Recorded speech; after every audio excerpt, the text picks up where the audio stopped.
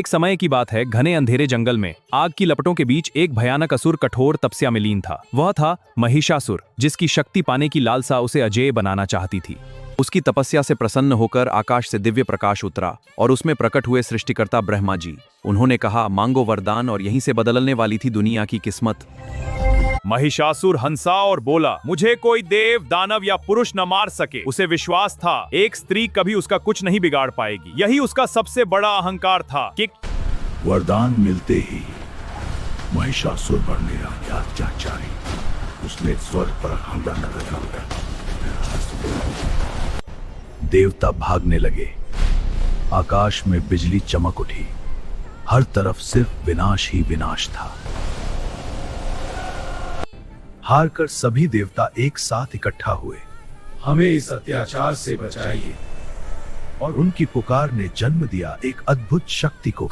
तीनों देवों की शक्तियां एकत्र हुईं और एक तेजस्वी रूप में प्रकट हुईं। मां दुर्गा, उनकी आंखों में करुणा भी थी और क्रोध भी। अब अधर्म का अंत निश्चित था। चार देवताओं ने मां दुर्गा को अपने अपने अस्त्र दिए। शिव का त्रिशूल, विष्णु का चक्र, इंद्र का वज्र। हर हथियार के साथ उनकी शक्ति और बढ़ती गई। अब वे युद्ध के लिए पूरी तरह तैयार थीं। मां दुर्गा अपने सिंह पर सवार हुईं। हवा में उनके बाल लहराए।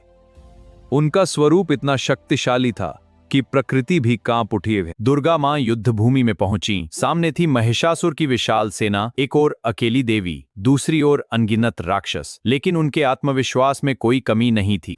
युद्ध शुरू हुआ। मां दुर्गा ने अपने अनेक हाथों से वार किया। राक्षस हवा में उड़ने लगे। हर वार के साथ बुराई मिटती जा रही थी। अपनी हार देखकर वह कभी शेर बना, कभी हाथी, कभी भैंसा। लेकिन मां दुर्गा हर रूप में उससे ज्यादा शक्तिशाली थी। अब युद्ध और भी उग्र हो गया।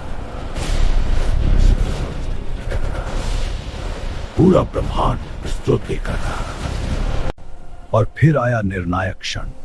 मां दुर्गा ने छलांग लगाई और अपने त्रिशूल से महिषासुर के सीने को भेद दिया। एक तेज प्रकाश फैला। महिषासुर धरती पर गिर पड़ा।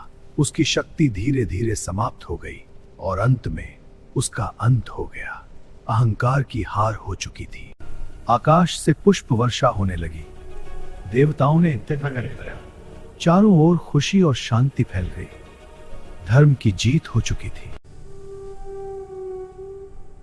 जब भी बुराई बढ़ेगी, मैं फिर आऊंगी।